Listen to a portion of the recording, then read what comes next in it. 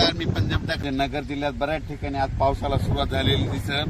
मात्र 1, 2, 3 ला मग संपूर्ण भागामध्ये तुमच्या नगर जिल्हा, धाराशिव जिल्हा, बीड जिल्हा, लातूर जिल्हा या भागात पाऊस पडलेला दिसत. पुण्याच्या आज जिल्ह्यातल्या या शेतकऱ्यांनी अंदाज दिला.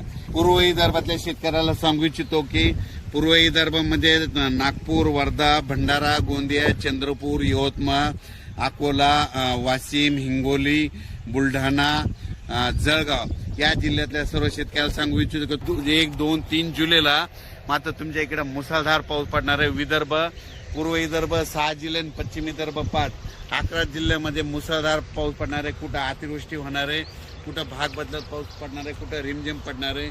पण सांगायचं झालं तर यवतमाळ जिल्ह्यामध्ये खूप जोरात पाऊस पडणार आहे. चंद्रपूरकर देखील खूप पडणार आहे, नागपूरकडे देखील खूप पडणार आहे, अमरावतीकडे जोरात पडणार आहे, अकोल्याकडे जोरात पडणार आहे, वाशिम जिल्ह्यात जोरात राहणार आहे, हिंगोलीकडे राहणार आहे, त्याच्यानंतर अकोला, बुलढाणा जास्त राहणार आहे, जळगाव जामोद घाटाच्या खाली जास्त राहणार आहे, जळगावला जास्त राहणार आहे.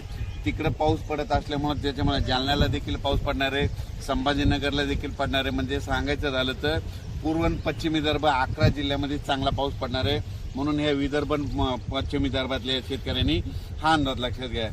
पश्चिम महाराष्ट्राकडे म्हणजे आज 29 जून म्हणजे आज देखील पश्चिम महाराष्ट्रामध्ये चांगल्या प्रकारच्या बऱ्याच ठिकाणी भाग बदलत पाऊस सुरू होणार आहे. सांगलीकडे, साताऱ्याकडे, त्याच्यानंतर पंढरपूरकडे देखील, नगर जिल्ह्यात देखील बऱ्याच ठिकाणी पाऊस सुरू होणार आहे. म्हणून हे पश्चिम महाराष्ट्रातल्या शेतकऱ्यांनी अंदाज लक्षात घ्यायचा. सोलापूरकडे देखील बऱ्याच ठिकाणी पाऊस पडणार आहे. त्याच्यानंतर कोकणपट्टी आणि घाटमाथ्यावरल्या भागातल्या सर्व जनतेला आणि शेतकऱ्याला सांगू इच्छितो की कोकणपट्टी घाटमाथ्यावरला पाऊस मात्र कायम चालूच राहणार आहे, ते काय बंद होणार नाही. म्हणून हे त्यांनी लक्षात घेतलं. त्याच्यानंतर आता उत्तर महाराष्ट्राकडे वळू. उत्तर महाराष्ट्राकडे सांगायचं झालं तर नाशिक जिल्ह्याकडे जोरदार पाऊस सुरू राहणार आहे, त्यांचा पाऊस काही बंद होणार नाही. म्हणून हा अंदाज त्यांनी लक्षात घेतला. धुळे, नंदुरबार, जळगाव या 40गाव, पारोळा या ठिकाणी देखील ह्यामध्ये 3 जुलैपर्यंत जोराचा पाऊस राहणार आहे. म्हणून हे अंदाज लक्षात येतात. गुजरात, मध्य प्रदेश आणि राजस्थानकडे पाऊस पडत असल्यामुळं त्याचा असर आपल्या महाराष्ट्रावर उभी होणार आहे. म्हणून हे त्यांनी लक्षात घेतलं. पण राज्यात याच्यानंतर तुम्हाला सांगू इच्छितो की 5 जुलै, 6 जुलै आणि 7 जुलै दरम्यान परत राज्यामध्ये पाऊस भाग बदलत येणार आहे. म्हणून हे लक्षात येतं. त्याच्यानंतर 10 जुलै ते 15 मध्ये देखील राज्यात पाऊस असणार आहे.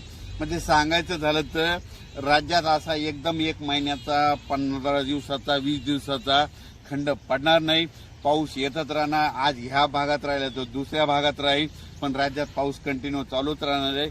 अचानक वातावरणात बदल झाला तर लगेच एक मेसेज